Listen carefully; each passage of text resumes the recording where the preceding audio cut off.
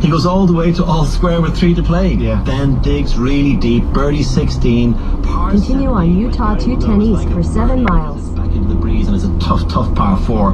That one on the 17th, and then he knew, by the way his opponent Ewan Walker played the final hole, that a bogey would be good enough. Now he might well have made par, but he decided to take the easy road and make sure he had the bogey, and he did that. But it's a fantastic story, into the Masters, into the US Open, and of course into the Open in Royal Portrush next month. Not bad for his €90 entry fee or thereabouts, Gary, was it? Yeah, it was unreal. I obviously I couldn't watch it. I was doing the BMW with Sky, but it reminded me of kind of Paul Dunne in the Open.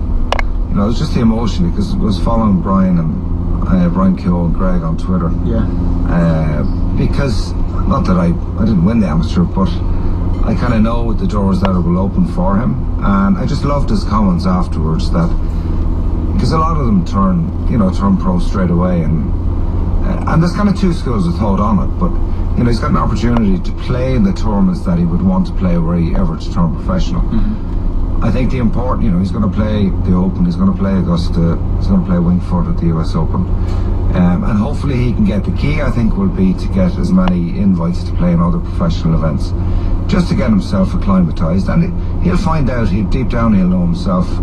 His game, I haven't seen his game live, but from speaking to guys that have seen him, he's potentially very good, but he's an amateur golfer. It's just potential, it has to be proven, but he's proven at the top stage, and he's just got a wonderful 12 months in front of him. What did you like specifically about his game, and in the context of how good he might become as a professional? Because as we know, Greg, golf is littered with stories of brilliant amateurs who don't convert into the professional game.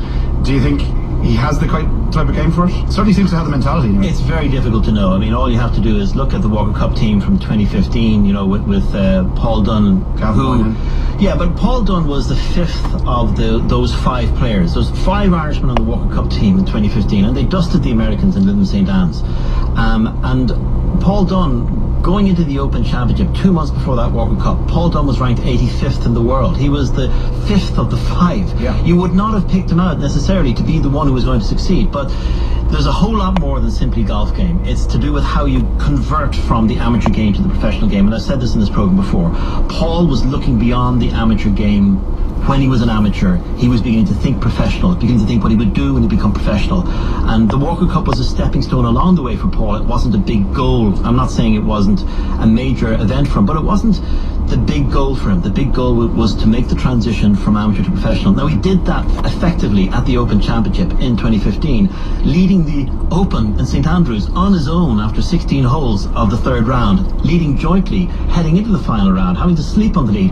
Here he is. He had been the world number 85th ranked amateur, leading the Open. So he had a huge amount of experience of what to do to get to the point of being under that kind of pressure, dealing with it. Now, he didn't cope that well in the final round of the Open, but he's one of these guys who just learns from it. So you can see through history, world number 1 back in 2007 at the Walker Cup was Jamie Moole, in a Walker Cup that included Dustin Johnson, Rory McIlroy, Ricky Fowler, and a whole lot more. And who has heard of Jamie Moole since? Exactly. So you just don't know. So all you can say to James Sucro is enjoy this year, and then obviously I think so long as his world ranking in terms of his amateur game is still fairly high, he'll get a very good set of commercial contract, hopefully deals to turn professional with. Hopefully. Yeah, it'll be brilliant. I think he'll find out in the next 12 months.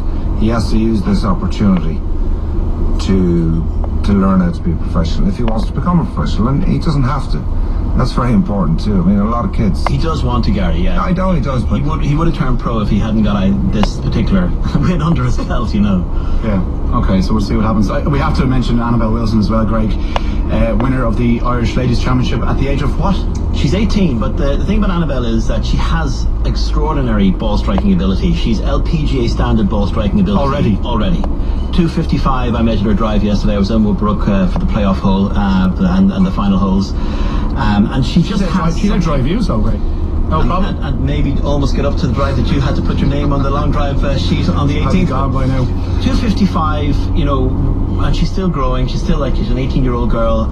She has a bronze medal to her name from the World Amateur Team Championships when she was 15. Yeah. She's won 2 Irish Girls Championships. Now she's an Irish Women's Champion at 18. But it's the quality of her ball striking. It's a talent. Peter Martin, her coach, has done a great job with her. There's no question about that, because her technique looks darn near flawless. Well, we're at the home of Leona Maguire, Lisa Maguire, obviously. And in terms of ball striking, because the Maguires, especially Leona, as we know, had a much more than simply ball striking. She has the whole put together golf game. That's a different question to be answered. But Annabelle has the ball striking, and she's going to UCLA, which is basically a feeder university for the LPGA. So she'll come across the best of coaches, the best practice facilities, the best weather to practice in over the next few years. She can't wait for that opportunity. And one of the things is she won the Irish Women's Championship at the weekend, having not touched really her clubs properly for 3 months, because she's been doing her GCSEs. So we'll see what's to come there. But she's already competed in 2 world championships in her teens. Okay, serious process. She knows how to play the game. Finally, before we talk to the lads, Gary, Zach Zucker, second in America on the PGA Tour of the weekend. Just put into context what he has achieved and where he has come from not so long ago. I love these stories. He's been playing on the second tour in America, and he's won just over 800 grand in his career, and he won 630 grand on Sunday. Yeah.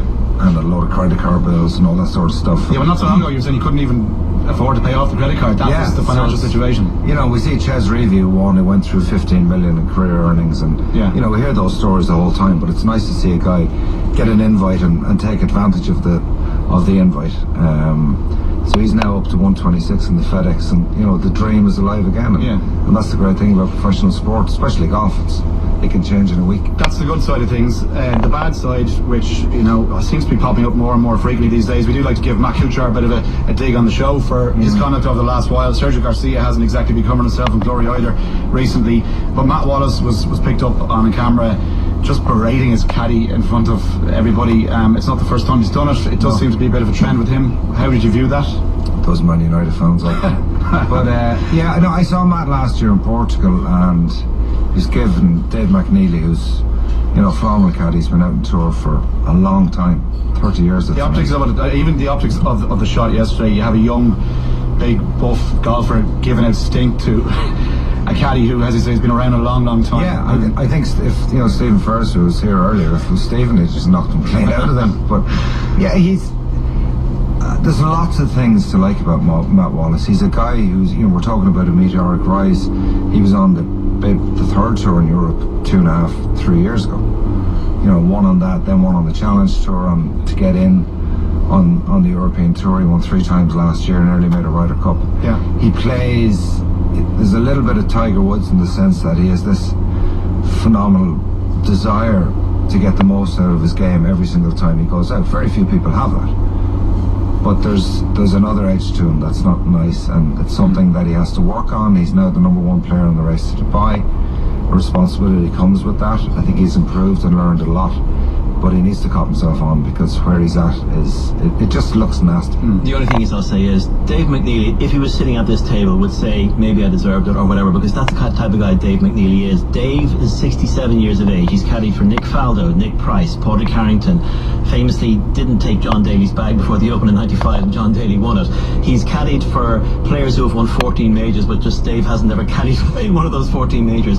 But he actually said this about Matt: I want a player who challenges me. I want a player who's on my edge, who's absolutely going to push me, because that's the type of ambition I want in a player. I can take it. I've got a thick skin. He said that in an interview earlier this year. So he's actually prepared for what he receives. So it might look really bad, but maybe it's the interaction between the two of them that makes them both successful. No, but the thing that gets me is that he's European #1 at the moment in the rankings. He's 24th in the world rankings. He's made a fortune of money the last couple of years. Like, what would his behaviour be like if he was struggling? Yeah. So, and golf, as we all know with golf, golf it's all about weeks. It can change in an instant. It's never a game that you can own. It can change so dramatically, so quickly, for no apparent reason. So you're never going to own the game. So he needs to respect the position he's in a little bit more. Okay. And smell the roses with it, because I don't think he is. Okay. I'm delighted to say we've Robbie Parr and Mick Fitzgerald with us. You're welcome, guys. How are we? Very well. Good to see you. How was Ascot last week? Damp for the first couple of days. Yeah. And very unlike it. Really. Yeah, it was, and it you know what, it really does almost, well, it's kind of phrase, puts a real dampener on things because people just aren't in the same form, but it certainly came to life the last couple of days. No, it did. It looked, even despite the rain, it looked great. I mean, I always get In a quarter mile, turn right onto Lodge Drive. You know, I'm more of a national hunt man myself, but sure, look, racing is racing, and crowds were fantastic despite the rain, and you know, we had some brilliant stories throughout the entire week as well to go with it. Yeah, exactly. I mean, I was there first time ever to Royal Ascot this year. I was there on the Wednesday, and as Mick was saying, it was a heavy showers during the day, but it was a fantastic experience for me to go that, like yourself, doesn't follow the flat racing that much. Turn right onto Lodge Drive. There on the Thursday to witness Frankie's 4-timer, and then just to get pipped in the fifth race. I'd say the atmosphere on that day was unbelievable, but it was a fantastic festival, and the Ascot's just... That was your first time going? First time being to Royal In Ascot. 1,000 feet, you will arrive at your destination. It's on the bucket list, definitely. I'd love to go, but the whole ceremony around it, Mick, as well, it just adds to the occasion more than anything else. It does.